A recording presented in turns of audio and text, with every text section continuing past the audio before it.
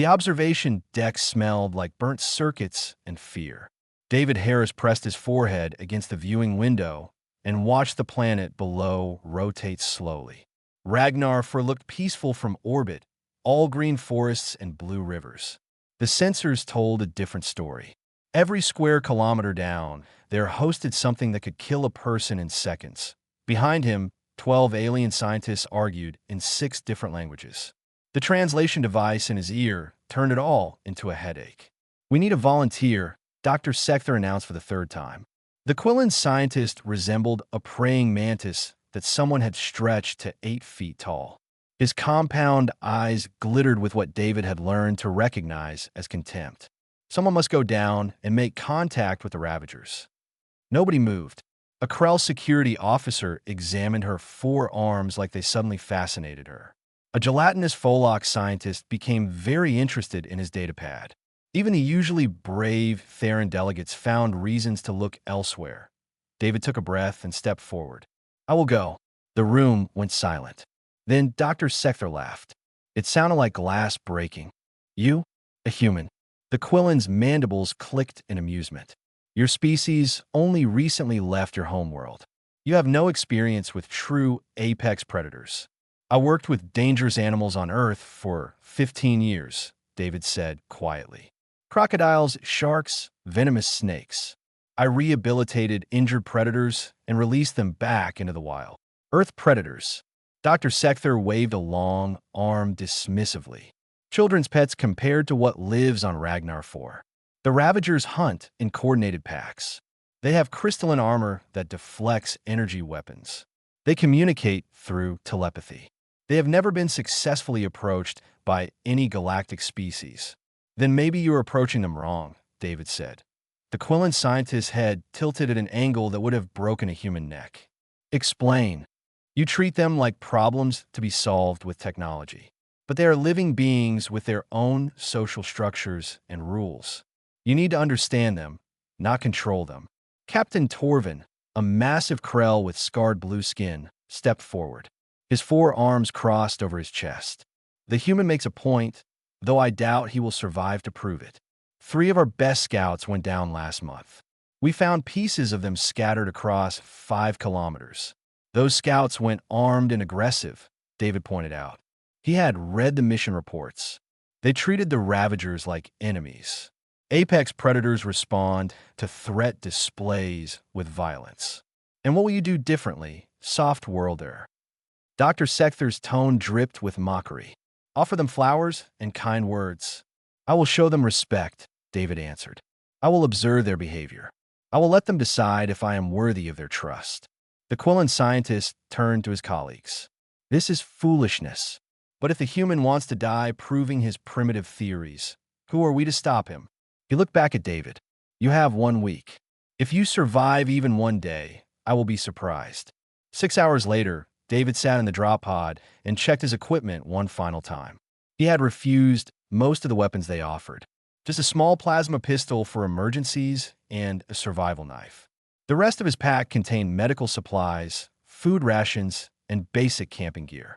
"This is insane," a voice crackled through his helmet communicator. It was Dr. Sector. "You are going to die, human. Those creatures will tear you apart." "Maybe," David admitted, "but maybe they will surprise you." The pod launched. David's stomach jumped as gravity disappeared, then came back with crushing force as they hit the atmosphere. Fire surrounded the pod. The whole thing shook like it would fly apart. Then the parachutes deployed, and everything went quiet except for the wind. The pod hit ground hard enough to rattle David's teeth. He waited, listening. Through the pod's external microphones, he heard the forest, birds singing, something that sounded like insects. And underneath it all, a low humming sound that made his bones vibrate. "Subject has landed," Dr. Sector's voice announced clinically. "Ravager territorial markers detected within 50 meters of landing site. Predicting subject survival time of 37 minutes. David ignored him and checked the external cameras. Trees surrounded the landing site, their bark a strange purple color. The undergrowth moved, but he could not see what caused it. Then he saw the eyes. 6 pairs, glowing amber in the shadows, each set positioned low to the ground but spread wide. The Ravagers were larger than the reports suggested. Multiple hostiles approaching. Captain Torvin's voice cut in. "We can extract you now, human. No shame in retreat." "Not yet," David said softly. He reached for the door release. The crystalline plates on the largest specimen are resonating at attack frequency, Dr. Sekther observed. "This is the sound they make before a kill." "You are watching a dead man, Captain." David's hand paused on the release button. His heart hammered against his ribs. Every instinct screamed at him to stay in the pod, to call for extraction, to let someone else handle this suicide mission. But he thought about those eyes in the darkness. Not mindless, not simple, intelligent, curious. Apex predators did not attack without reason. They assessed. They calculated. They decided if something was prey, threat, or neither.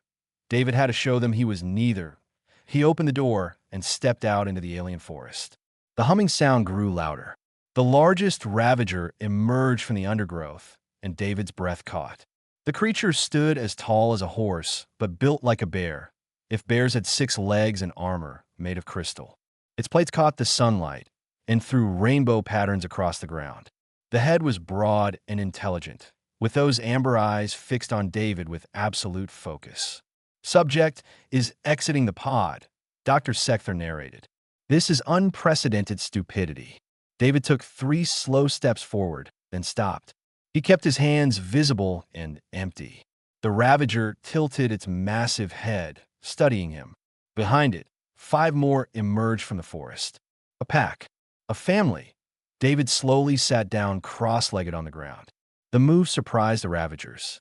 Their humming changed pitch, became questioning rather than aggressive. David reached into his pack, moving slowly, and pulled out a sealed container of dried meat from Earth. He opened it and placed a piece on the ground, then slid it forward with his boot. The largest Ravager, the pack leader, watched this with obvious confusion.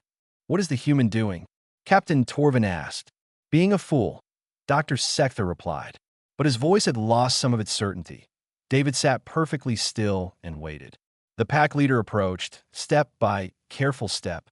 The pack leader's breath hit David's face like a furnace blast. This close, David could see every detail. The crystalline plates were not just armor, but sensory organs, each one vibrating at slightly different frequencies. Scars marked the creature's muzzle, old wounds from battles survived. The amber eyes held depths of intelligence that made David's chest tighten with recognition. This was no mindless beast. This was a person in a different shape. The Ravager lowered its massive head and sniffed the dried meat. Its nostrils flared. Then, with deliberate slowness, it picked up the offering and ate it. The humming sound from its plates changed again, became almost musical. "The subject has fed the predator." Dr. Sekther's voice crackled through David's helmet. "This changes nothing. The creature is simply accepting free food before the kill." David did not respond. He watched the pack leader settle onto its haunches 3 meters away. Not attacking, not leaving, just watching him with those intelligent eyes. The other 5 Ravagers remained at the forest edge, waiting for their leader's signal. Hours passed. David did not move except to occasionally shift his weight. His legs went numb, then started to hurt, but he ignored it. The pack leader watched him the entire time, studying, evaluating, making some kind of decision that David could only guess at. "This is remarkable," Captain Torvin admitted through the communicator. "No Ravager has remained this close to any species for this long without attacking. It is a statistical anomaly," Dr. Sekther insisted. "The creature will attack. It is only a matter of time." But time kept passing and the attack never came. As the sun began to set, painting the purple trees in shades of gold and crimson, David made his next move. He slowly pulled out his camping equipment and set up a small thermal generator.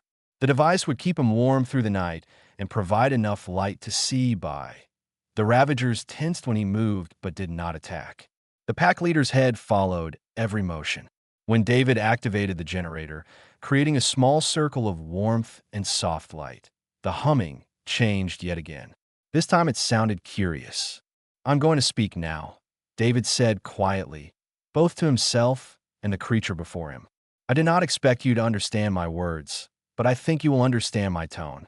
He kept his voice low and gentle, the same voice he had used with injured crocodiles back home, with sharks that had beached themselves, with every frightened and dangerous animal he had ever helped. My name is David. I come from a world very far from here. I'm not here to hurt you. I just want to understand you. The pack leader's ears, which David had not noticed before because they lay flat against its skull, suddenly perked forward. It made a sound that was not quite a growl, not quite a purr. Something in between. The creature is vocalizing, Dr. Sekther observed. Unknown meaning. David smiled despite his nervousness. I think it means hello. As full darkness fell, the forest came alive with sounds. Things moved through the undergrowth. Something large splashed in a nearby stream. David built a small fire, old habits from camping on Earth taking over. The flames crackled and popped. He expected the ravagers to flee the fire. Most predators on Earth feared flames.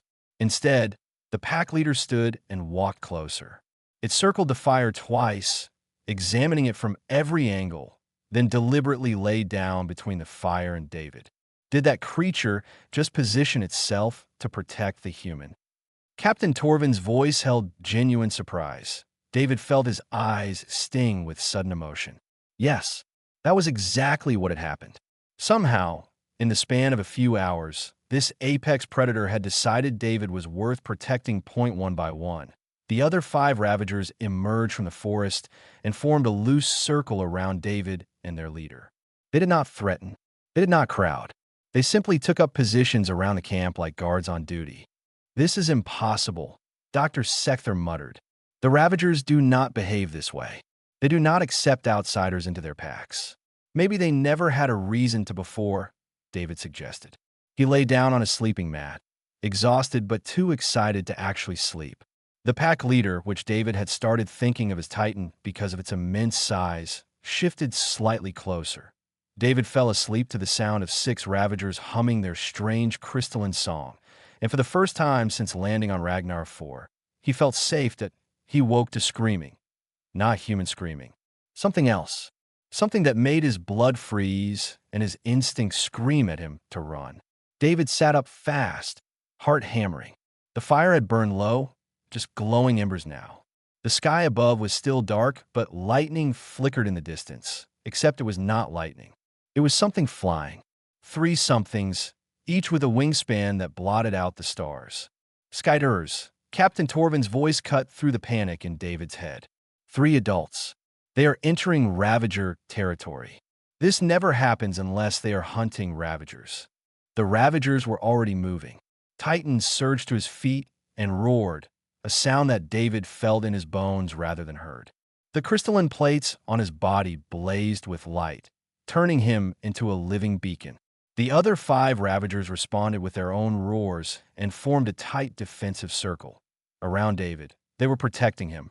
Get to the pod, Dr. Sekther ordered. We will extract you now. No, David said. He grabbed his plasma pistol, knowing it was probably useless but needing to do something. I will not abandon them. They are animals, Dr. Sekther snapped. They are people, David shouted back, and they are protecting me. I will not leave them to die alone. The first Sky Terror descended like a nightmare given flesh. Its body was sleek and scaled, with a head full of teeth like knives. The talons on its feet could crush stone. It shrieked and dove straight at the defensive circle. Titan met it halfway. The 2 apex predators collided with a sound like a bomb going off. Titan's crystalline plates slashed and cut. The Sky Terror's talons raked and tore.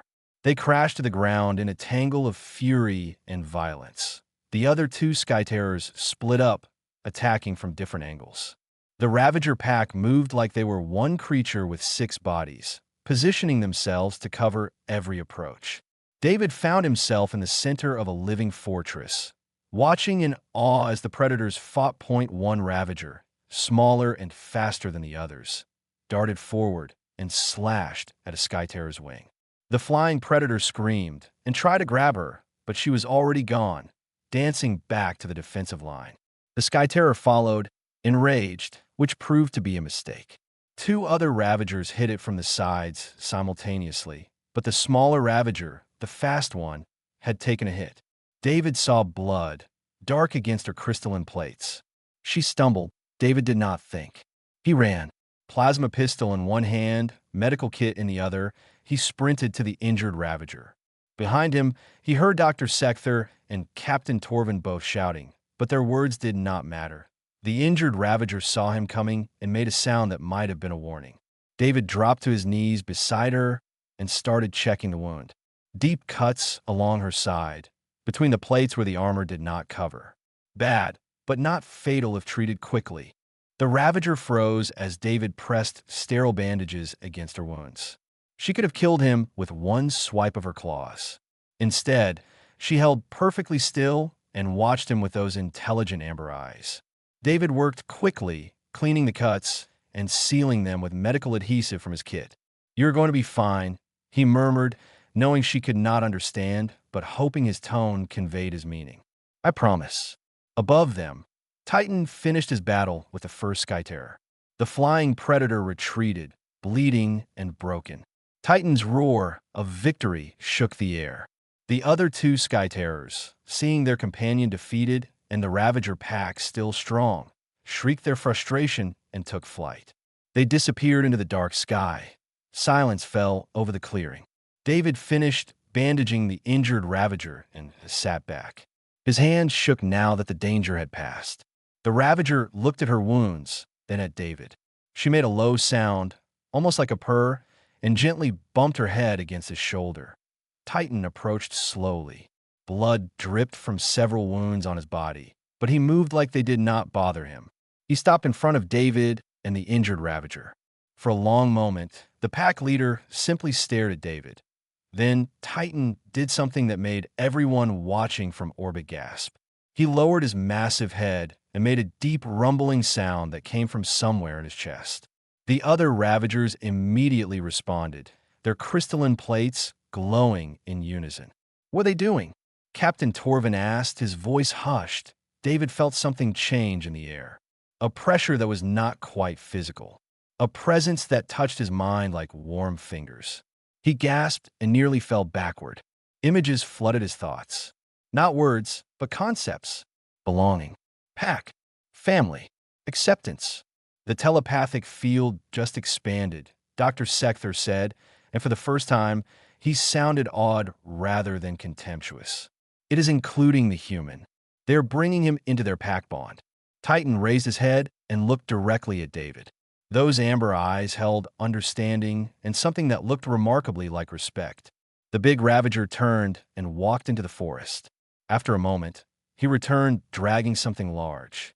A fresh kill, some kind of deer-like creature native to Ragnar 4. Titan dropped the kill in front of David. An offering. A gift. David understood the significance immediately. In wolf packs on Earth, pack members shared their kills. This was not a predator feeding prey. This was family feeding family. "Thank you," David said softly. His voice cracked with emotion. "Thank you for trusting me." He pulled out his rations and offered them to Titan. The Ravager sniffed them curiously, then ate. The other pack members moved closer, and suddenly David found himself in the middle of a shared meal. He ate small pieces of the alien meat, which tasted surprisingly good, while the Ravagers tried his rations with various degrees of interest. The injured Ravager, whom David had mentally named Swift for her speed, stayed close to his side.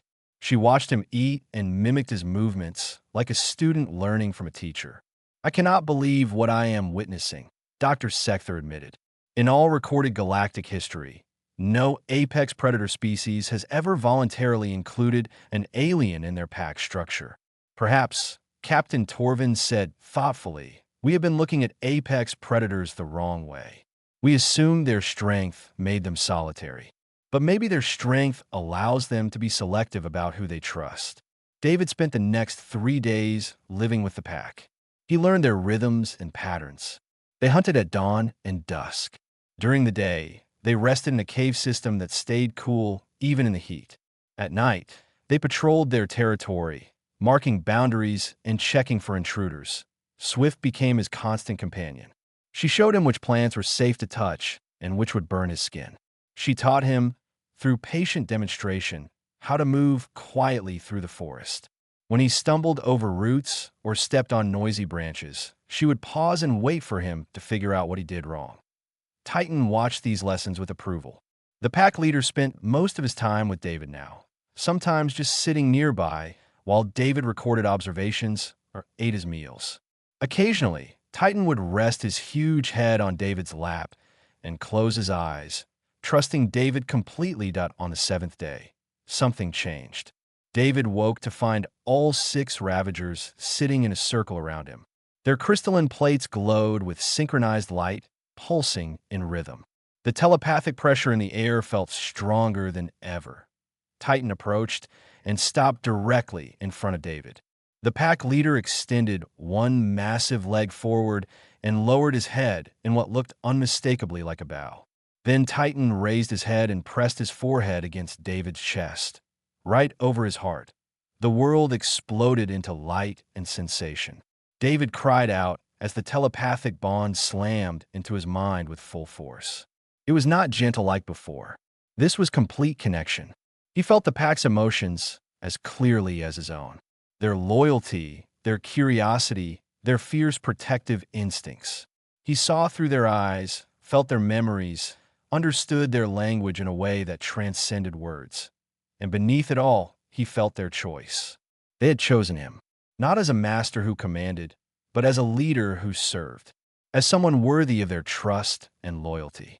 The telepathic network just expanded by a factor of 10. Dr. Sekther's shocked voice penetrated David's awareness. This is beyond anything in our research. The human is not just connected to the pack. He is part of it. He is the center of it. David opened his eyes and found himself looking at the world differently. He could sense the pack members around him without seeing them. He knew Swift was happy, that Titan felt proud, that the others accepted him fully into their family.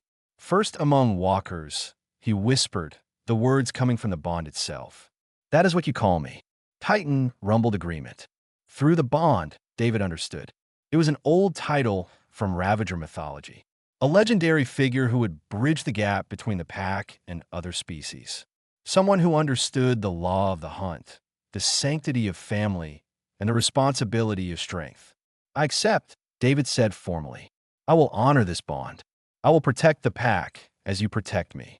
The Ravagers hummed in unison, their song of acceptance echoing through the forest. On the research station, alarms began going off as sensors tried to track the unprecedented telepathic activity. Then a new alarm sounded. An emergency broadcast on all channels. This is Mining Colony 7, a desperate voice called. We are under attack. Skype errors. Dozens of them. Our shields are failing. We need immediate assistance. Captain Torvin's voice came through. The colony is 3 days from our position. We do not have the resources to mount a rescue. David stood up, and through the bond, he felt the pack's readiness. They would follow him anywhere. Do anything he asked. He took a deep breath and made a decision that would change everything. Captain, David said clearly, tell the colony help is coming. Riding on Titan's back felt like trying to stay on a landslide. The massive Ravager moved through the forest at incredible speed, his 6 legs eating up ground with effortless power. David held onto the crystalline plates along Titan's neck, trusting the bond between them to keep him secure. The other 5 Ravagers ran alongside them in perfect formation. Swift kept pace on the left, her injuries from the earlier fight already healing with remarkable speed. The pack moved as one organism, leaping over fallen trees, splashing through streams, and navigating cliff faces that would have been impossible for David alone. Through the bond, David felt their excitement. Not bloodlust, but the joy of purpose. The pack had a mission now. They would help the colony because David asked them to, and that was enough. This is madness, Dr. Sekther said through the communicator. David had clipped it to his belt before leaving. You are leading apex predators toward a civilian population. They could turn on you at any moment. They will not, David replied, having to shout over the wind. They chose me. They understand what we are doing. How can you possibly know that? Because I feel it, David said simply. Through the bond. I know their intentions as clearly as I know my own. 3 days of travel passed in a blur. The pack hunted efficiently, taking down prey animals with coordinated precision and sharing the kills equally. At night, they rested in tight groups with David at the center. He learned to send simple concepts through the bond, and the Ravagers responded with growing understanding. On the second night, David tried something new. He thought about the mining colony, imagining the buildings and the frightened people inside. He pushed this image through the bond, along with feelings of protection and duty. Titan's response came immediately. Not words, but a concept that translated roughly to defend the weak. The other Ravagers echoed the sentiment. They understood. They were going to save lives. Remarkable, Captain Torvin said. He had taken over monitoring David's progress. The human is communicating abstract concepts to the Ravagers. They are responding with appropriate tactical understanding. On the third day, they reached the colony. David crested a hill and saw the settlement spread below. Smoke rose from damaged buildings. The shield generators flickered weakly. And in the sky, at least 50 Skyterrors circled like vultures waiting for death. Mining Colony 7, this is David Harris. We are approaching from the northwest. Do not fire on the Ravagers. They are here to help. Did you just say Ravagers? The voice that responded sounded like gravel grinding together. You brought more predators to our dying colony. Trust me, David said. Please. A long pause. Then, you have 5 minutes to prove you are not insane. After that, we start shooting everything that moves. David felt the colony director's skepticism through the communicator. He did not blame the man. This did look insane from the outside. Through the bond, he shared his plan with the pack. Titan rumbled approval, and the others quickly agreed. The Ravagers split into 3 groups. Titan and 2 others would engage the Skyterrors head-on, drawing them away from the colony. Swift and her partner would flank wide and attack from the sides. The remaining Ravager, a massive female David called Boulder, would stay with David to coordinate the defense. Colony 7, tell your people to prepare for air support, David said. We are engaging the enemy now. Titan roared and charged down the hill. The sound echoed across the valley like thunder. The Skyterrors heard it and turned as one, their predatory instincts triggered by the challenge. Good. That was exactly what David wanted. The battle began in chaos. Skyterrors dove and Ravagers leaped to meet them. Crystalline plates clashed against scales and talons. The air filled with shrieks and roars. David watched through the bond, coordinating movements, warning of attacks from behind, directing the pack like a conductor leading an orchestra. North side, he called through the bond, sending images of 3 Skyterrors trying to break away toward the colony. Swift and her partner intercepted them, driving them back toward Titan's group. A Skyterror broke through and dove at the colony walls. Colony defenders opened fire with plasma weapons.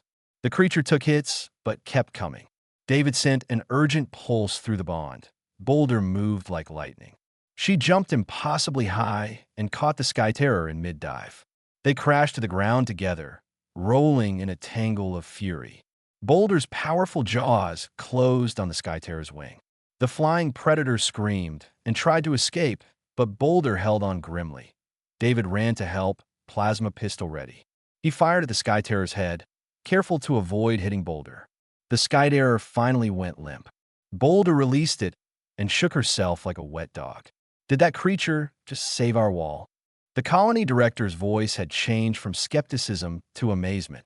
Yes, David replied, and she will keep doing it if you let her. The battle continued for hours. David's voice went hoarse from calling directions. His mind ached from maintaining the bond under such intense stress. But the pack never faltered. They fought with intelligence and coordination that shocked the watching colonists. Titan faced the Alpha Skyterror in single combat. The 2 apex predators circled each other, looking for openings. The Skyterror was larger, with a wingspan that cast shadows across the battlefield. But Titan was smarter. He feinted left, then struck right. His crystalline plates, razor-sharp and glowing with energy, sliced through the Skyterror's neck. The Alpha fell. The remaining Skyterrors, seeing their leader dead and the Ravagers still strong, broke formation and fled. Their shrieks faded into the distance. Silence fell over the battlefield. David swayed on his feet, exhausted. Through the bond, he felt the pack's fatigue.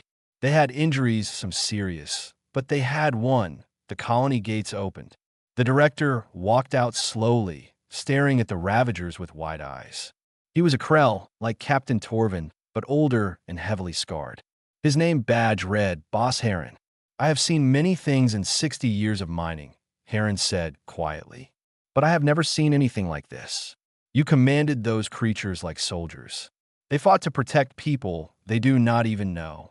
They fought because it was right, David corrected gently, and because I asked them to. Heron approached Titan carefully. The big Ravager watched him, but did not threaten. May I? The Krell asked, extending one hand. David nodded. Through the bond, he sent feelings of safety and peace. Titan lowered his head and allowed Heron to touch his crystalline plates. By the stars, Heron whispered, You are magnificent. Titan rumbled, pleased by the respect in the Krell's voice. The colony's medical facility smelled like disinfectant and metal. David sat on an examination table while a Folox doctor checked him for injuries. Through the windows, he could see the Ravagers resting in the colony courtyard. Colonists gathered at a safe distance, watching the apex predators with fascination and fear. You are remarkably healthy for someone who just fought in a battle with six-legged monsters, the doctor said, his gelatinous body wobbling as he worked. Minor cuts, some bruising, dehydration. Nothing serious. They are not monsters, David said tiredly. They're people, just different from us. If you say so. The doctor injected him with something that made the ache in his muscles fade. Your Ravager friends are in better shape than you are. Their healing abilities are remarkable. Through the bond, David checked on the pack. Swift was sleeping, her wounds already scarred over. Boulder groomed herself methodically. Titan stood watch, always alert even in safety. The others rested, but remained aware of their surroundings. Captain Torvin's voice crackled through David's communicator. You should know that your little rescue mission has attracted attention. The Galactic Council wants to speak with you. About what? About how a human managed to bond with apex predators. About what this means for galactic policy on dangerous species. About everything. Torvin paused. They're sending a delegation. They will arrive in 3 days. David's stomach sank. What kind of delegation? The kind that asks difficult questions and makes life-changing decisions. I suggest you prepare yourself. The next 2 days passed quickly. David helped the colony repair damage from the battle. The Ravagers, to everyone's surprise, helped too. They cleared debris with their powerful bodies and stood guard while engineers worked on the shield generators. The colonists slowly lost their fear. Children watched from doorways, giggling when Swift did something playful. Adults started leaving offerings of food near the courtyard, which the Ravagers accepted with dignity. Boss Heron spent hours talking with David, asking questions about the bond and how it worked. In all my years, I have never seen anything like this, the old Krell admitted. You have changed everything we thought we knew about apex predators. I just showed them respect, David replied. That is all. No aren gerechtigently. You showed them you were worth their respect. There is a difference. On the third day, a massive ship descended from orbit. It dwarfed the colony's buildings and made the ground shake when it landed. The Galactic Council delegation had arrived. Matriarch Shira emerged first. She belonged to a species David had never seen before, tall and elegant with skin that seemed to shimmer between colors. Behind her came representatives from a dozen other species, each one important and powerful. David Harris. Matriarch Shira's voice was musical and ancient. You have accomplished something unprecedented. The Council wishes to understand how. I'm happy to explain, David said carefully. He stood at the edge of the courtyard with Titan beside him. The big Ravager's presence gave him confidence. We have studied your methods, one of the Council members said. This one resembled a floating brain in a containment field. We have reviewed all footage from Dr. Sekther's observation station. Your success appears to rely on empathy and patience. These are not qualities we typically associate with controlling dangerous predators. I do not control them, David corrected. We are partners. They chose me as much as I chose them. Impossible, another council member declared. Apex predators do not form bonds outside their species. Then you have been studying them wrong, David said boldly. Titan rumbled agreement beside him. Matriarch Shira raised one elegant hand for silence. There is only one way to truly test your bond, David Harris.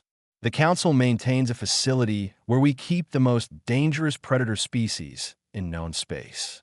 A Shadow Reaper from the quarantined world of Umbra 3. This creature has killed every handler we have assigned to it.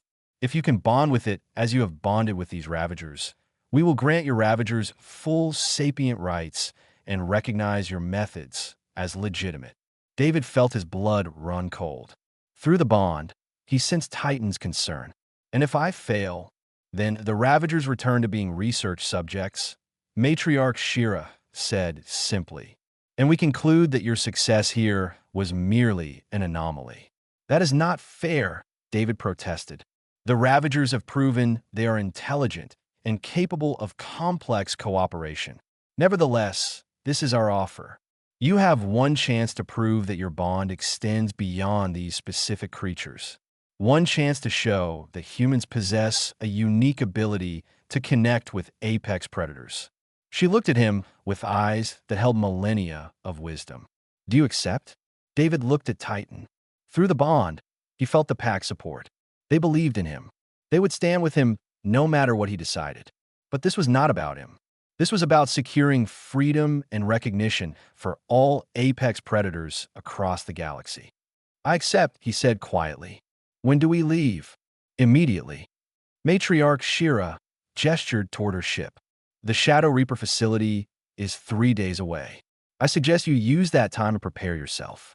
What you are about to face makes Ravagers look gentle. David spent his final hours at the colony saying goodbye. Boss Heron personally thanked him and gave him a mining colony honor badge. You're always welcome here, David Harris. You and your family. He gestured to the Ravagers, and David felt warmth spread through his chest. The pack would come with him, of course. They refused to be separated. Dr. Sekther, who had joined the delegation, protested this decision. The Shadow Reaper is extremely dangerous, the Quillen scientist warned. Your Ravagers could be killed. Then they will die knowing I valued their loyalty, David replied. I will not leave them behind. The journey to the facility passed in preparation. David meditated, strengthening his mental connection with the pack. He studied what little information existed about Shadow Reapers. They were semi-ethereal, capable of phasing through solid matter. They possessed intelligence that approached sentience, but had never communicated with any species. They killed on instinct and seemed to hate all living things. Why keep such a dangerous creature alive? David asked Matriarch Shira. Because we hope that one day we will understand it, she replied. Every life has value, even those we fear. David respected that answer. It aligned with his own beliefs. The facility appeared on the view screen, a massive structure floating in empty space. It looked more like a prison than a research station. Armed ships patrolled around it. Warning beacons flashed constantly. Welcome to Containment Station Omega, Matriarch Shira announced, where we keep the galaxy's nightmares. David swallowed hard and touched Titan's head for comfort. Through the bond, he sent and received the same message that we face this together. The containment chamber looked like something designed to hold demons. Triple reinforced walls, energy barriers that hummed with power, and absolutely no windows. Just cameras and sensors monitoring every cubic centimeter of space. In the center, surrounded by warning markers, stood a single holding cell. David approached with Titan walking beside him. The other Ravagers waited outside the chamber at his request. This confrontation needed to be different. Bringing the whole pack might seem like an attack. Specimen 7 has been contained for 8 years, the facility director explained. He was a mechanical being, all circuits and logic processors. It killed 2 researchers in the first week. An AI handler lasted 3 months before being torn apart. We have stopped trying to interact with it directly. How do you feed it? David asked. Remote drones drop food through ceiling ports. The Shadow Reaper destroys the drones every time, but at least it eats before doing so. Matriarch Shira stood at the observation deck with the rest of the council. David Harris, you may withdraw your acceptance at any time. No one will think less of you for choosing safety. David shook his head. The Ravagers trusted me with their lives. I will trust myself with this. Through the bond, Titan sent waves of confidence and support. The big Ravager believed in him completely. That faith gave David strength. Open the cell, he said. You want to go inside? The facility director's mechanical voice actually stuttered. That violates every safety protocol we have. I cannot bond with it from out here, David replied simply. Open the cell. Matriarch Shira nodded.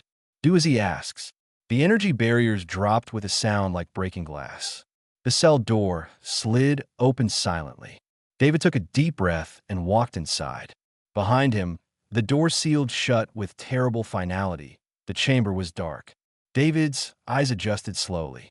He could see scratches on the walls, deep gouges from claws, or something worse. The air smelled like ozone and something else, something that made his hindbrain scream danger. Then he saw it. The Shadow Reaper flowed out of the darkness like living night. It had no solid form, constantly shifting between states of matter. Eyes like dying stars stared at him with infinite hunger. Claws that existed partially out of phase with reality extended toward him. David wanted to run. Every instinct demanded it. But he remembered Titan's first approach, that moment when the Ravager could have killed him but chose to wait and watch instead. He sat down cross-legged on the cold floor. The Shadow Reaper stopped, confused by this behavior. It circled him, studying from every angle. David kept his breathing steady despite his hammering heart. I know you are in pain, he said softly. I know you are alone. I understand loneliness. The creature paused in its circling. When I was young, I lost my family in an accident, David continued. He had never spoken about this to anyone on this journey. The memory hurt like an old wound. A transport crash. My parents and my sister died instantly. I survived. For years, I wished I had died with them. The Shadow Reaper's form solidified slightly, becoming more present in normal reality. It was listening. I felt like a monster, David said, tears running down his face now. Like something wrong and broken. I pushed everyone away because I thought I did not deserve connection. I thought I was meant to be alone forever. Through the bond, he felt Titan's deep sympathy. The Ravager understood loss too. David opened himself completely, letting the Shadow Reaper see his pain, his fear, his desperate need for purpose. But then I learned something, he continued. I learned that reaching out, making connections, caring for others, that is what makes us real. That is what gives us meaning. Not our power or our fearsome reputation. Our ability to touch other lives and be touched in return. The Shadow Reaper moved closer. Its eyes, those terrible dying stars, studied David with what might have been curiosity rather than hunger. You have been alone so long, David whispered. Treated like a specimen, a danger to be contained. But you are more than that. You are a living being who deserves respect and understanding. He slowly extended his hand, palm up, offering nothing but presence. I will not try to control you. I will not treat you like an animal to be tamed. But if you want connection, if you want someone to see you as more than a monster, I am here. The Shadow Reaper's form flickered. It reached out with one partially phased claw. David felt his heart stop as the claw touched his outstretched hand cold. So terribly cold, but not painful. The Shadow Reaper's touch was gentle, almost hesitant, like someone afraid of breaking something precious. Then the mental connection hit. Not like with the Ravagers, warm and supportive. This was different. This was touching a mind that had existed in isolation for so long it had nearly forgotten what connection felt like. David felt the Shadow Reaper's confusion, its anger, its bone-deep loneliness. And beneath all that, he felt something else. Hope. Fragile and small, like a candle flame in a hurricane, but present. Yes, David said through tears. You can hope. You can be more than this cell. You can choose connection over isolation. The Shadow Reaper's form fully solidified for the first time since it had been captured. It looked almost physical now, a sleek predator with dark fur and those incredible eyes. It moved closer to David and, with infinite care, rested its head on his LAP in the observation deck. Every council member stood in shocked silence. It has never done that, the facility director said. Never shown affection or trust to any being.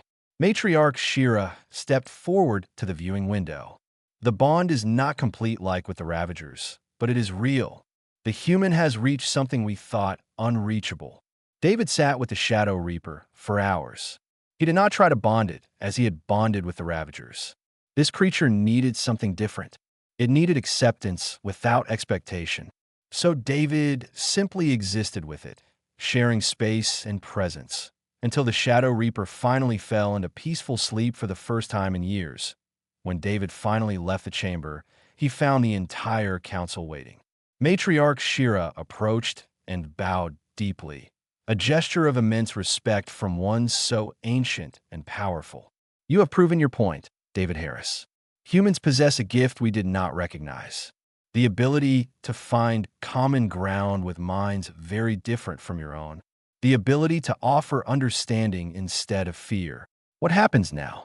David asked tiredly. Now, we change our policies, Matriarch Shira replied.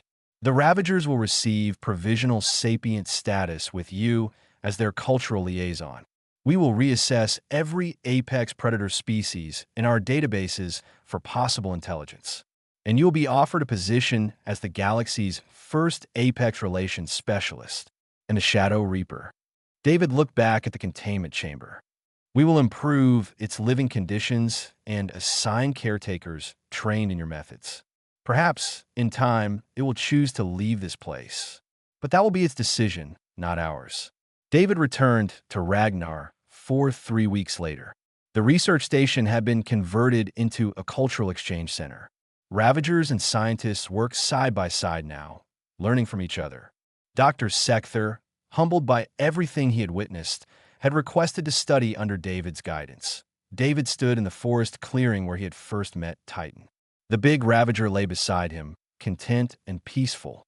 Through the bond, David felt the pack's happiness. They had earned their place in the galaxy not through conquest, but through connection. Other Ravager packs began emerging from the forests, curious about the human their leaders had accepted. David greeted each one with respect and patience, building bridges between species one introduction at a time. Representatives from dozens of worlds arrived to learn from David. They wanted to understand how he bonded with apex predators. He taught them what he could, but he always emphasized the same point. It is not about dominance or control. It is about recognizing that intelligence and worth come in many forms.